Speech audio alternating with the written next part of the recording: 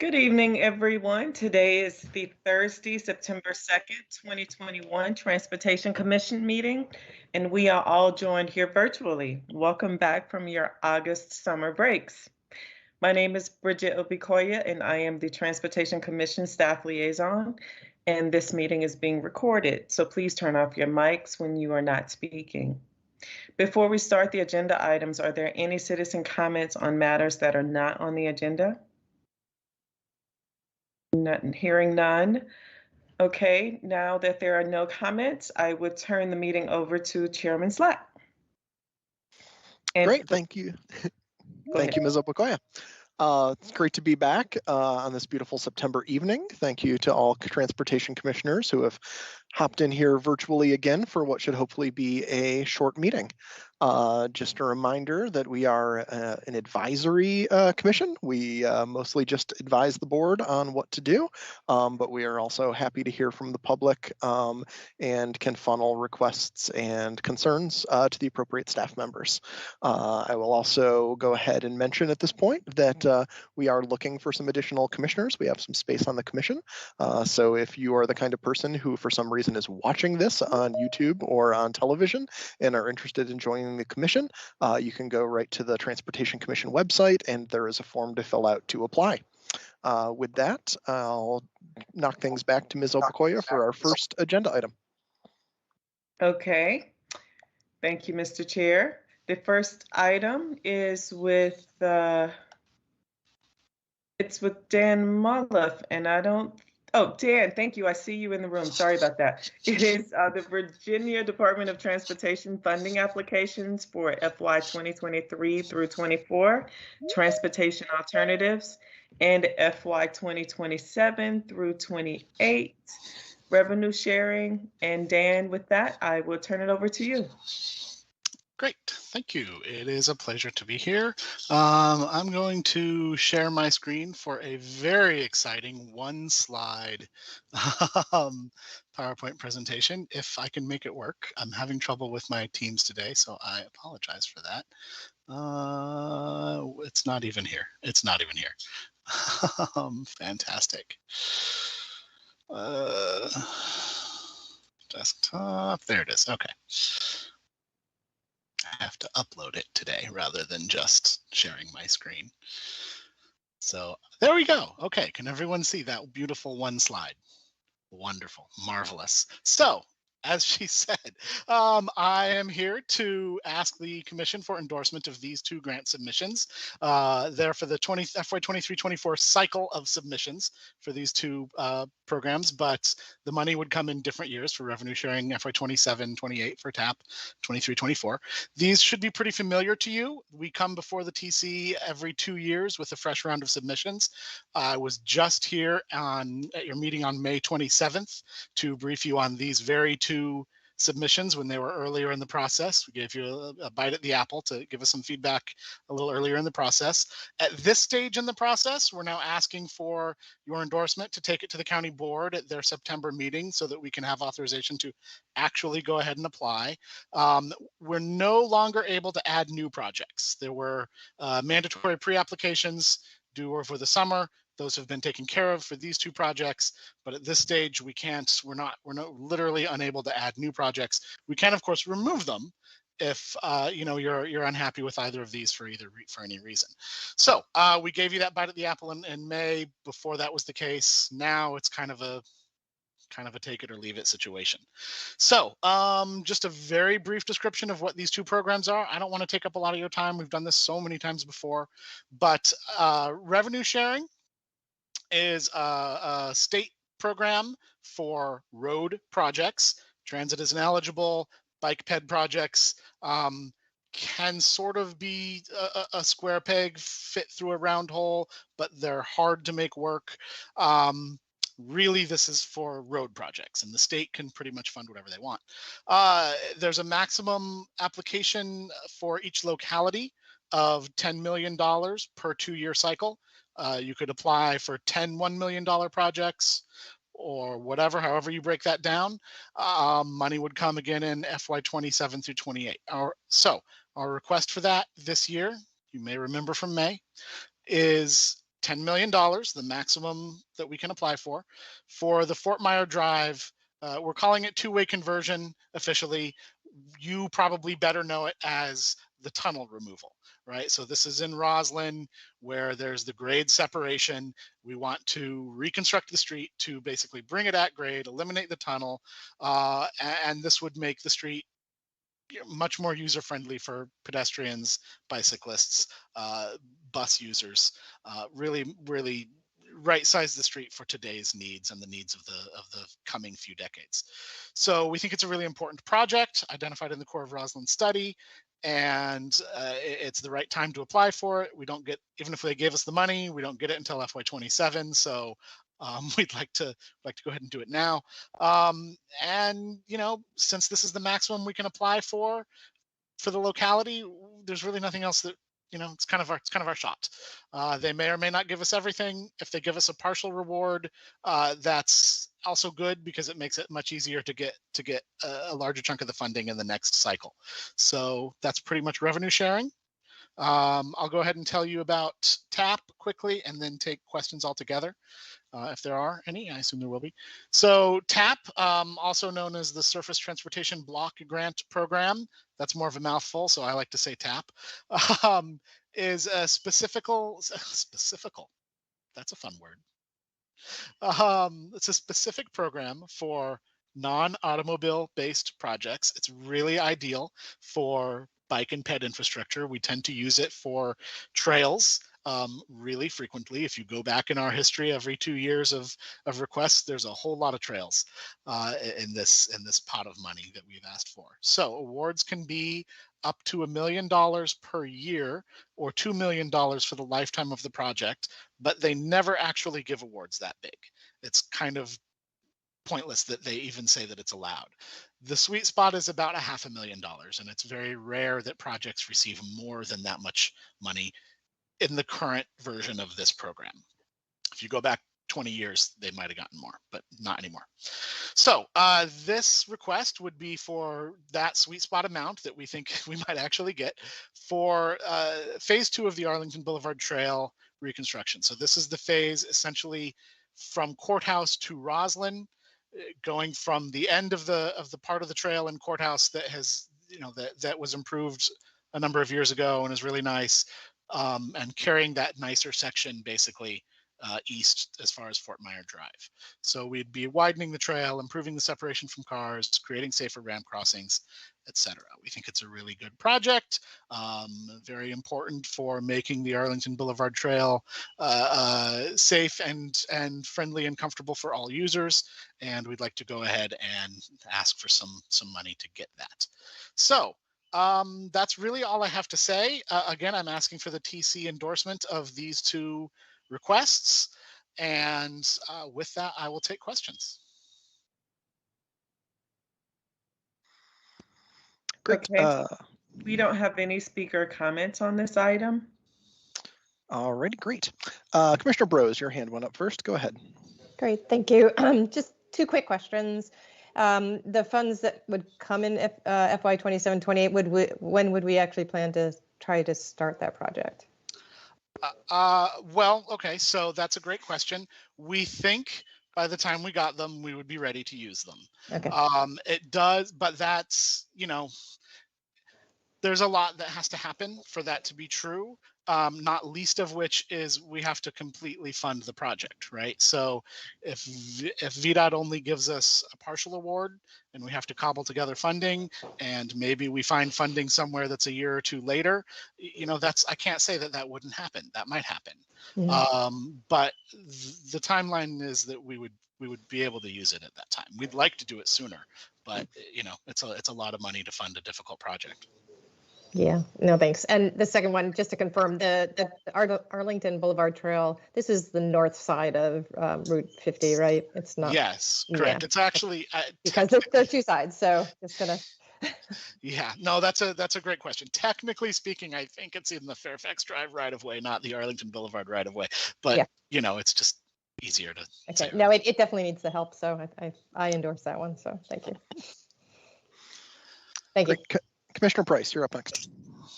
Thank you, Mr. Chairman. Actually, Dan, I had sort of a similar question about the revenue sharing and the 10 million for the Fort Myer Drive two-way conversion. What phase would you be in FY 27, 28 in terms of this project? Do you have an idea? Midway, beginning? You mean?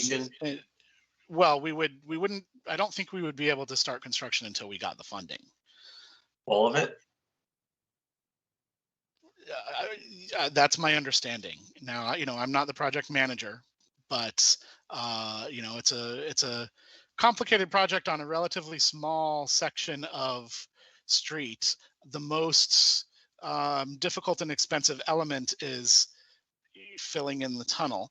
I'm not sure there's a likely path that would result in us being able to fill in the tunnel with some amount of money and then finish the rest of the project later.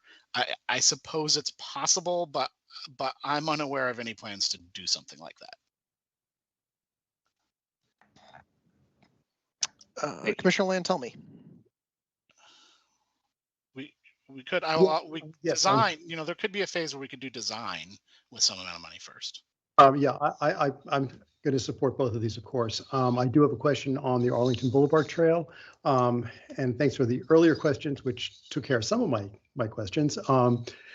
There's a couple of site plan projects along that trail, one of which is now completed, but there's another one that's approved, but nothing's happened yet. That's by the Best Western, the old motel there.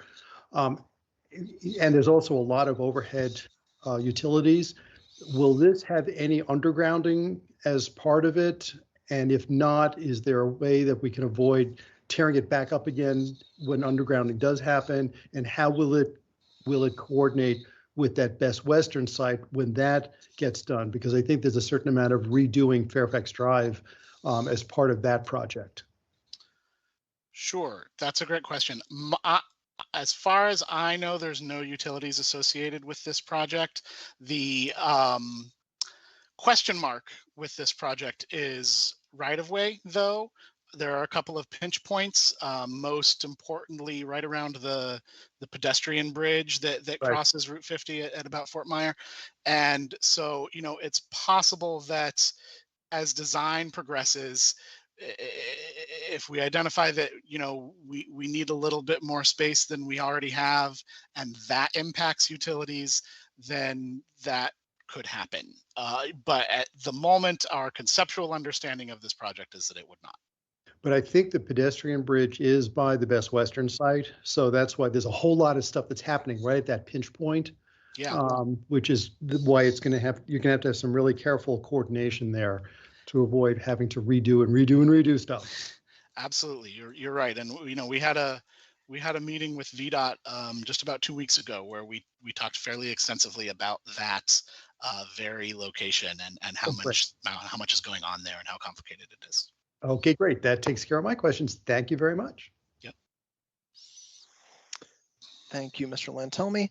Mr. Maloff, the transportation alternatives, does that essentially getting TAP money, does that federalize a project and bring it under all of those requirements? Yeah, it does. And so you may recall we talked a little bit about that in May. And so that is an increasing problem for us, right? So federalization costs a few $100,000. And so you only want to do projects that are already federalized for some reason, or are of a category that you can do the federalization for much less money.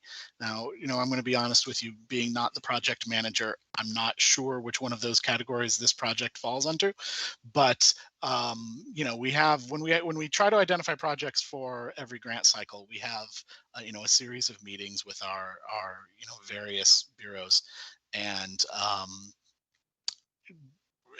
could this project, would it be okay to federalize this project, basically, is one of the top questions for TAP.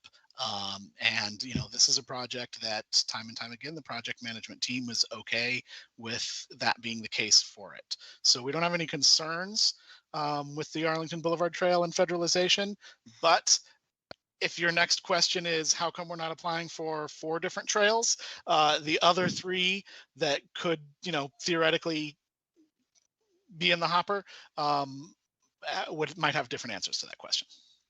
Makes total sense. Great, thank you. Commissioner Fesselwerk, you're up next. Just for the sake of asking the question, why would the other projects not qualify? I mean, is there like a specific, like one main reason that would encompass as to why all those projects aren't being applied for, or is it just actual like specific reasoning? I'm guessing, I'm speculating with my answer here, but I believe the answer is that the Arlington Boulevard is already federalized. Understood. Thank you.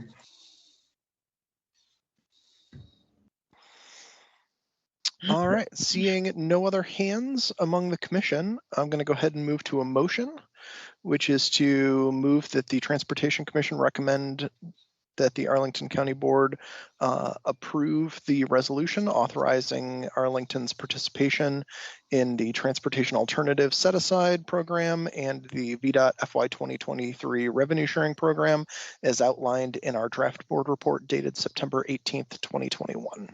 I'll second that. All right, that's seconded by Commissioner Lantelmi. Is there any discussion on the motion?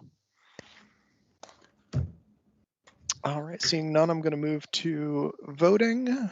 Commissioner Burrows. Yes. Commissioner Buck. Abstain. Oh, yes. I should have seen that coming. Commissioner Fesselwerk. Aye. Commissioner Lantelmi. Aye. Commissioner Muradovic. Aye. Commissioner Price. Aye. Commissioner Raddick. Aye. Commissioner Yeri. Aye. And I also vote yes. So that passes with one abstention. Thank you very much, Mr. Maliff. Thank you very much for your time. Have a good evening. You also. Thank you. Okay, so we have completed the presentations for the evening, and we can move on to other business. We do have one speaker for the next item on the agenda, though, and we will discuss the Transportation Commission process for reviewing site plans. And I want to give you all a demonstration on the process for doing that. Essentially, since COVID started, we have moved all of our operations online, and we've streamlined a lot of our processes, learned how to use the virtual environment very well, it seems. So we thought it would be a good time to also do the same thing for Transportation Commission. So I started by updating the website, providing the agenda items online so that I didn't have to email. I'm getting some feedback. Is anyone else getting that? Okay, I wonder if it's me. Okay, I'm not hearing it anymore. I think that was birds. Oh, sweet. So, so we thought it would be a good time to change a little bit how we conduct the Transportation Commission process for site plan review. Currently, I do know that there is a commissioner who was assigned a site plan, and you go to the site plan review committee meetings and you report back to the commission. And what we wanted to do is to keep that alive, but also bring the Transportation Commission up to date with the other commissions. What's currently happening is commissions will go to the site plan review, the SPRC meeting, and the appointed commissioner would then report back to their commission on what they heard, provide feedback, provide comments, and then allow the other commissioners to provide additional comments to the planner. And so we discussed this a little bit and decided this would be a good way for you all to do that so that we're not duplicating presentations with staff or the applicant. However, if you find that there is an issue where something just needs to come to the commission more than once, then I'm welcoming the opportunity to do that. But as a matter of course, we'd like to streamline the process. So what I have here is a demonstration on what I'm proposing we do for site plan reviews going forward. And As your liaison, I will be communicating these new site plans with you and helping you through the process as we go along. So let me just share my screen and tell me if you all cannot see this. Can you see this in full view? Looks good. Yes. Okay, let me just zoom in a little bit. Okay, so move this over, sorry. So essentially what is happening is I get an email from CPHD about every new site plan that comes to the county for review. And I've asked that all of you be added to that email list. So you should be getting these. We haven't received any recently, but you all should be getting these now. So I have an example to just walk you through the process. When there's a new application, it comes in through email and it's an open online feedback opportunity for a new project.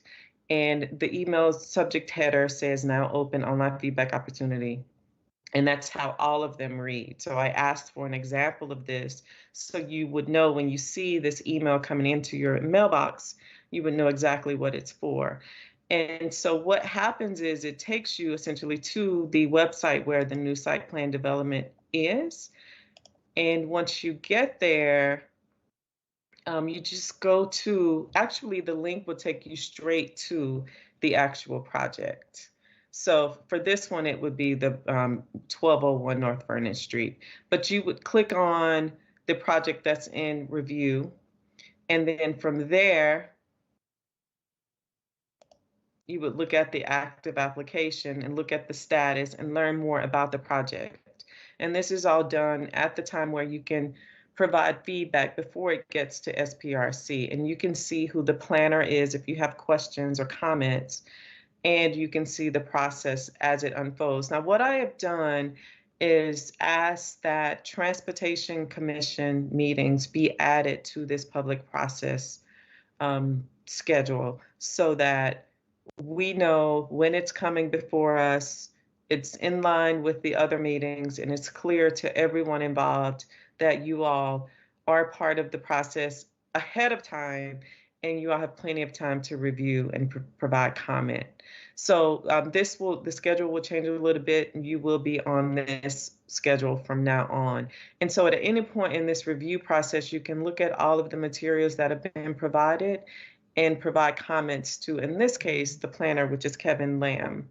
And once you do that, Kevin or the planner for the site will then take those comments and decide who is the appropriate staff person or the planner who needs to address the comment. And all of your comments will then be sent to the DES transportation planner so that they will be together and consolidated and presented back to the applicants so that we make sure that we accommodate all of your comments in one place. So essentially, we're in step number 3. The designated planner will receive all of your comments. You will go through the public process after you've had that online opportunity. And then at that point, we will have a transportation commissioner assigned to attend the SPRC meeting for that site plan. And this is after you've had time to review the application. And those SPRC meetings are also recorded and posted on the SPRC website if for some reason you're not able to attend the meeting and hear additional questions. So that's there for everyone, but particularly for the person who's assigned to be the point person for the SPRC meeting. And then what I'm proposing is that we, after you have gone to the meeting, compile your questions, provided comments, we put on the agenda, if there are issues that need to be discussed among the commission, as an other TC agenda item for you all to discuss among yourselves, and then ask the applicant to come to the TC for their presentation to you so that you can then provide your letter of recommendation to the board for approval, deferral, or denial. So does that seem clear? Let me Am I just missing- provide a little more context for commissioners. Okay. Thank you. So the top level item here basically is the presentations that we've had in the past where where a site plan comes as an info item is basically being replaced by this. So we won't see site plans as an info item. Instead, we will get a chance to provide this, to ask questions and provide these comments when the site plan is first submitted. So I think the downside is that we're not going to get much of a chance to kind of hear each other's questions and feedback like we do when it's an info item. I think the huge advantage is that it's going to happen as early as humanly possible in the process. So I think overall it's going to be a positive for transportation feedback for site plans. But just to provide some more clarity for commissioners on exactly what's changing is that site plans won't come as an info item anymore. But the commission is being explicitly invited to look at that initial submission and ask questions and provide comments before site plan review even starts.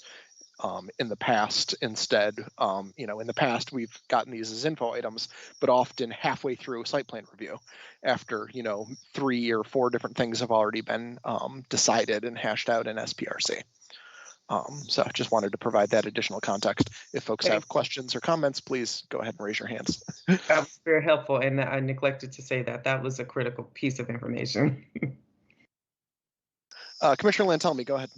Yeah, this is great. And I want to emphasize to all my fellow commissioners here, when we are at the open feedback opportunity, that means every one of us can make comments and is invited to make comments and is more than welcome to make comments. That way the entire TC can be heard at that point. As Chairman Slatt mentioned, I mean, that's as soon as humanly possible as it can be done. Anybody can do that. And this will give more voice to the TC in this process, I believe. So I think this is a great step forward. Thank you, Mr. Commissioner Lantelmi. And I would also say, I think it's a great opportunity if everybody goes and looks at those initial materials and submits their questions and comments. If it's a site that particularly speaks to you or has issues that particularly speak to you, then maybe this is a good one to go ahead and come to me and ask to be the designated rep for SPRC. So I wanted to throw that out there also. Commissioner Brose, you're up next. Yeah, no, I echo Commissioner Lantelmi. I think this is, I know certainly some of this stuff came at me, it felt like out of left field, but that's simply because I wasn't sometimes checking up so I think this is really, really helpful. Just a quick question, the designated planner for the active site plan, is that one of the names that was on that website, or? Yes. And you would just click on that little, email letter thing and type something in. Is that? That's good. Okay. And then just a thought about that, because to Chairman Slatt's point about we won't be able to know what each other is saying. Just wondered is it within the realm that folks could copy other commissioners on those emails, perhaps? So the general No. the general thinking around that is we certainly all email each other on a regular basis. Here's the agenda for this thing, that sort of thing. The more people respond to an email and the quicker they respond to the email, the more and more it starts to look like a meeting. And we can't have meetings without notice to the public and allowing them to come in. Yes. So you can always send an email to one other commissioner. So if you think there's another person who might really agree with you and submit similar comments, you can CC them, or you can send individual emails to all the other commissioners one by one and have 9 different one-on-one conversations. That is also not a public meeting and not in a meeting, and that's allowed. So I'm not a lawyer, but that's my general No, understanding. no, having that done that this for totally 10 makes it. years. Yes, no, thank you. So yes, did not without thought. The discussing upcoming site plans at the end of the TC agenda. Would that what you're suggesting is that's the opportunity for each of the reps to present information? Is that right? That is Yes. 100% the best way for us to Yeah, have no, a that makes group sense. conversation about a development is in a previously noticed public meeting. Fair enough. Chairman Stud, also note that every comment that you make will become part of the public record, and all of us will be able to read everyone's comments on the website of the project. Once that time period closes, all those comments will be posted. So we'll be able to see each other's comments that way prior to the SPRC, the actual online SPRC meetings. So, we have an opportunity there to see what each one of us is thinking. Thanks. And we could also copy Ms. Obakoya on all this too. So she has it all, and she could even create a package that way for us. I can certainly do that. Let's get started with this new process, and we can Okay. make tweaks as we need to over Okay, time. and feel free to just, if something's not working, just email me, let me know. We'll work it out. I'm happy to help. Fantastic. All right, I'll stop sharing.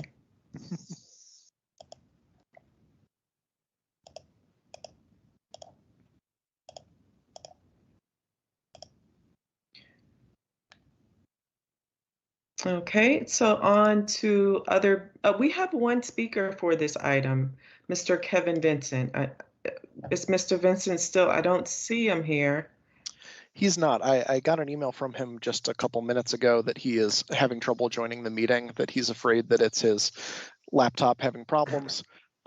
So I do know what he was planning to say, which is essentially that he, as a C2E2 member of SPRC, he is grateful for TC's consistent commenting about reducing parking ratios and access for bikes and pedestrians, and he wanted to encourage Transportation Commission to echo C2E2's comments in SPRC, calling for a higher percentage of what parking spaces are built to be EV ready. C2E2 is pushing for 10% of parking spaces in new development to be EV ready. So I'm sad that Mr. Vincent's having trouble joining, but there you go. Hopefully I've done justice to his comments. And if not, he can pop back in and give that as a comment on matters not on the agenda at a future meeting. Got it. Thank you. And also, I just want to reiterate that the county board has declared a local emergency due to the rise in cases associated with the variant strains of COVID-19 coronavirus. And they are also looking at the updated advice of the CDC and other public health organizations. So therefore, virtual meetings for the county board appointed commissions and boards will continue for the foreseeable future for the safety of convening in a physical quorum. So there you have it. So for those who were not here earlier, that means we'll be getting at least 30 days notice from the county board before we go back to in-person meetings, which means our next meeting on September 30th will definitely be virtual, and stay tuned for meetings after that. But I suspect at this point with Delta, we shan't be going back in person anytime soon. And October 28th is the meeting after that, so. Yes. Speaking of other commission business? Does anybody have anything from a liaison that they would like to raise? I feel like there's not a ton going on right now. I've been liaising to LRPC for the Crystal City Heights study, which is possibly the most boring study I've ever liaised to from Transportation Commission. I don't think there's a whole lot transportation related there that requires additional input. It's unclear on whether they're going to actually increase potential density in Crystal City or just say you can build the same amount of floor space, but you can go higher and whatnot. But I've been consistently pushing for more height, more density, because let's be honest, it's Crystal City, and if we're building anywhere, it should be there. Commissioner Buck, do you have any updates on Penn Place that you want to share with the broader commission? I don't. I had emailed everybody some preliminary notes. I have not heard the status, frankly, of Penn Place.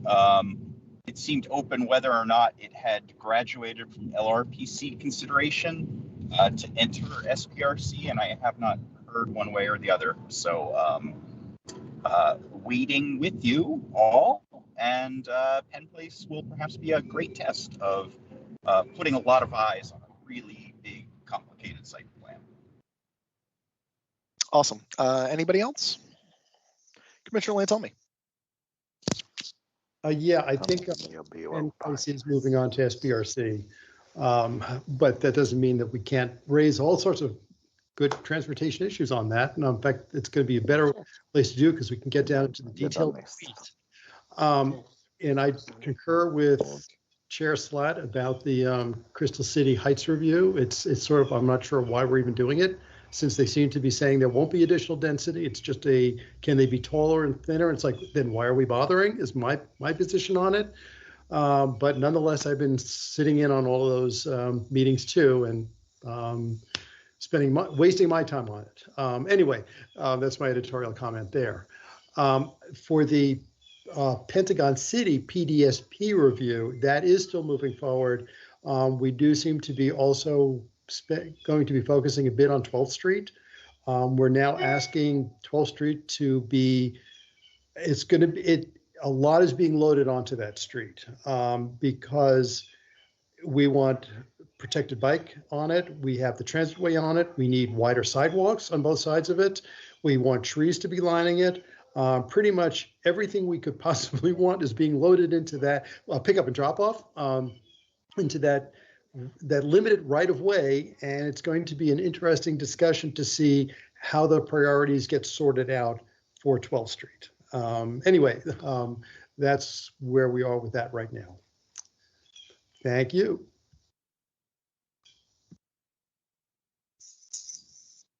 All right, I'm not seeing any other hands, in which case I think we can wrap things up and beat my 8:30 deadline for this meeting being over by at least 40 minutes. No complaints here. Yep. All right. I see no other hands. I hear no other things. So I will just say, enjoy this fantastic weather. Thanks for coming out and making sure we had quorum, despite the fact that we are at significantly reduced numbers at this point on the commission. And I will see you all at the end of September back here on Teams. Yeah. Great. Thank you. We are adjourned. Thank you. Awesome. I Good night. appreciate this. I'm 6 hours ahead of y'all. I'm over. It is almost 2 a.m. where I'm at right now. Oh my gosh. I thought I would have to be sitting here until 4 a.m.